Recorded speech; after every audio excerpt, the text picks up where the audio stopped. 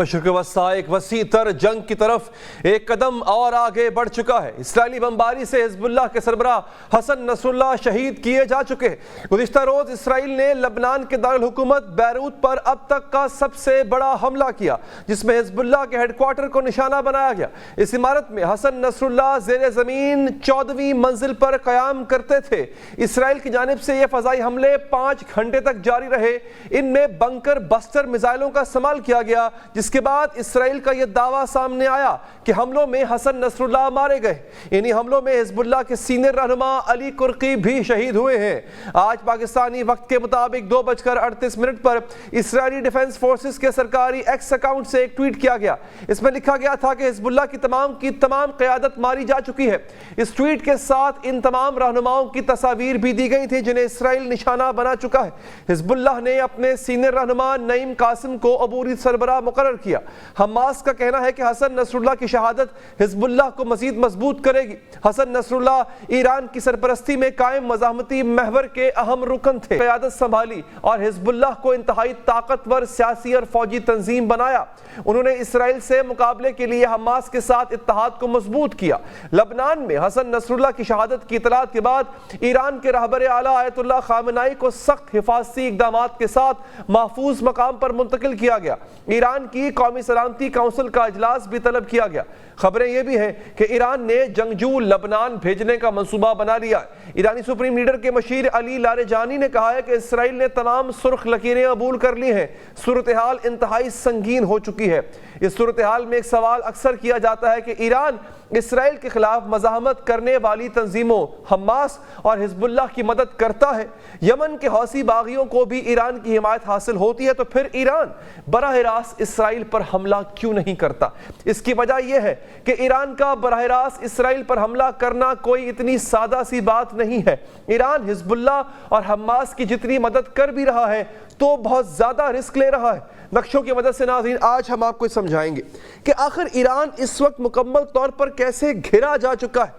امریکہ نے فضائی، زمینی اور سمندری راستے سے چاروں طرف سے ایران کو گھیر رکھا ہے۔ ایران کی ہلکی سی بھی اشتعال انگیزی اس کے لیے انتہائی خطرناک ثابت ہو سکتی ہے۔ ناظرین، امریکہ اور ایران میں زمینی راستہ تو بہت زیادہ ہے، لیکن امریکہ نے ایران کے بالکل پڑوسی ممالک میں اپنے فوجی اور فضائی اور بحری اڈے بنا چکے ہیں۔ یہی نہیں، ایران کی سمندری سرحدوں کے پاس بھی امریکہ کے بحری بیڑے موجود ہیں، اور جب گزشتہ سال اکتوبر میں اسرائیل نے غزہ پر حملے کیے تھے تو امریکہ نے ہزاروں فضائی، فوجی اور جنگی جہاز اس خطے میں بھیجے تھے۔ خبر رساں ادارے رائٹرز کی 3 فروری کی رپورٹ کے مطابق مشرق وسطی میں تعینات امریکی فوجیوں کی کل تعداد 30,000 ہے۔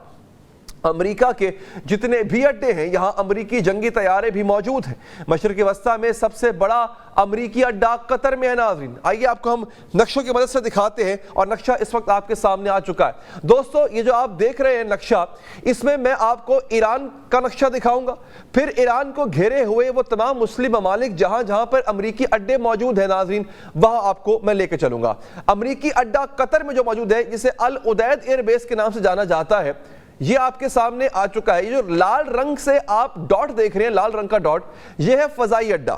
یہ جو آپ دیکھ رہے ہیں نیلے رنگ کا ڈاٹ، یہ ہے بحری اڈا، اور جو آپ سبز رنگ کا ڈاٹ دیکھیں گے وہ ہوگا ان کی فوجی اڈے۔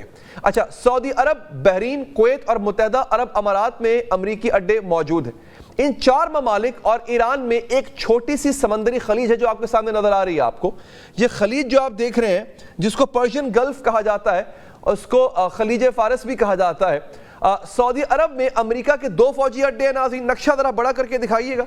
سعودی عرب میں 2 فوجی اڈے، بحرین اور قطر میں ایک فوجی اڈا ہے۔ بحرین میں تو امریکہ نے نیول بیس بھی بنا رکھی ہے۔ اگر آپ بحرین کو دیکھیں ناظرین، تو بحرین بالکل ایران کے ساتھ ہے، یعنی وہ تمام فوجی اڈے ہیں جو ایران کو گھیرے ہوئے ہیں۔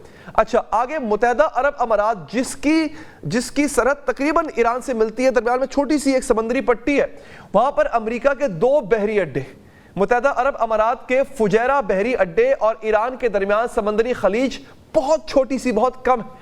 اگر امریکہ چاہے تو ان 4 ممالک سے ایران پر فضائی اور بحری حملے کر سکتا ہے۔ عراق کے ساتھ ایران کی سرحد ملتی ہے، یہاں 3 امریکی اڈے جہاں 2500 اہلکار تعینات ہیں۔ امریکہ یہاں سے ایران پر بھی حملہ کر سکتا ہے۔ پھر آتے ہیں عمان۔ اب یہ عمان کا نقشہ بھی میرے سامنے ہے جو کہ بہت قریب، عمان تو ویسے پاکستان کی بھی بہت قریب ہے۔ عمان ناظرین میں آپ کے سامنے نقشہ آ چکا ہوا ہے۔ عمان اور ایران کے درمیان چھوٹی سی سمندری خلیج ہے جو خلیج عمان کہلاتی ہے۔ مسقط میں 4 ایئر بیسز ہیں اور 2 نیول بیسز، یہاں سے بھی ایران پر فضائی اور بحری حملے کیے جا سکتے ہیں۔ ایران کی ناظرین ترکی سے بھی سرحد ملتی ہے۔ اب ایک اور نقشہ دیکھیے، ایران کا جو شمالی حصہ ہے تہران کے پاس آذربائیجان، جارجیا اور اس کے ساتھ ترکی، اب جو ترکی کے ساتھ سرحد ملتی ہے یہاں پر بھی 2 فوجی اڈے موجود ہیں، ترکی کے ساتھ بھی 2 فوجی اڈے موجود ہیں۔ اب شام چلتے ہیں ناظرین، سیریا، شام جو ہے وہاں سے براہ راست سرحد تو نہیں ملتی ہے ایران کی شام سے، لیکن یہاں کے علاقے ہیں الامر آئل فیلڈ اور الشدادی، یہاں پہ امریکہ نے چھوٹے چھوٹے اڈے بنا رکھے ہیں جہاں 900 فوجی اہلکار موجود ہیں۔ شام میں اور ایران میں فاصلہ بہت کم ہے، لہٰذا وہاں سے وار کرنا جو ہے ایران پر بہت آسان ہو جائے گا۔ یہ آپ کے سامنے نقشہ آ چکا ہے ناظرین، یہ دیکھ سکتے ہیں آپ۔ اچھا، اور امریکی بحری جہاز جو ہے ڈسٹرائر جن کو کہتے ہیں، یا امریکن ایئر کرافٹ جو ہوتے ہیں، امریکن ایئر کرافٹ کیریئرز، وہ مسلسل منڈلاتے رہتے ہیں، خاص طور پہ جو ان کا USS آئزن ہاور ہے وہ مسلسل بحر عدن میں موجود رہتا ہے۔ ناظرین، عراق اور اردن کے ساتھ سرحد کے قریب ایک چھوٹی امریکی چوکی بھی ہے جسے الطنف گیریزن کے نام سے جانا جاتا ہے۔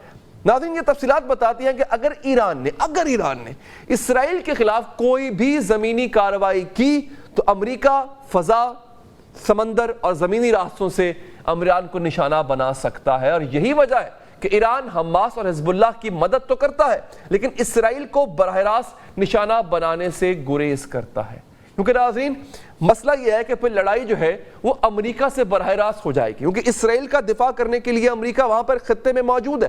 امریکہ اگر ایران پہ حملہ کرے گا تو ایران کو پھر براہ راست امریکی فوجی اڈوں پر حملہ کرنا پڑے گا۔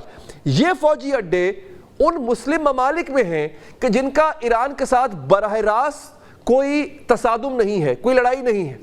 ان فوجی اڈوں کو نشانہ بنانے کے لیے ایران کو ان مسلم جو ممالک ہیں ان کو نشانہ بنانا پڑے گا۔ ان میں سے کچھ ممالک ایسے بھی ہیں کہ جو ایران کے ساتھ اچھے تعلقات یا رکھتے ہیں یا رکھنے کی خواہش رکھتے ہیں۔ حال ہی میں آپ نے دیکھا ہوگا کہ سعودی عرب کے ساتھ ایران کے تعلقات قدرے بہتر ہوئے، تو اگر ایسا ہوتا ہے تو پھر ان مسلم ممالک کے ساتھ بھی ایران برسر پیکار ہوگا، تو یہ بہت مشکل نظر آتا ہے۔ ہاں، البتہ یہ صرف ایک صورت میں ٹل سکتا ہے کہ اگر یہ مسلم ممالک امریکی اڈوں کو، امریکی نیوی کو اپنے اپنے علاقوں میں آپریٹ کرنے کی اجازت ہی نہ دیں، اپنی فضائی حدود کو استعمال کرنے کی اجازت ہی نہ دیں، جس کا امکان بہت مشکل ہے، کیونکہ اگر امریکہ نے یہاں پر اڈے بنا رکھے ہیں تو وہ اسی دن کے لیے بنا رکھے ہیں کہ ایران کو کنٹین کیا جائے۔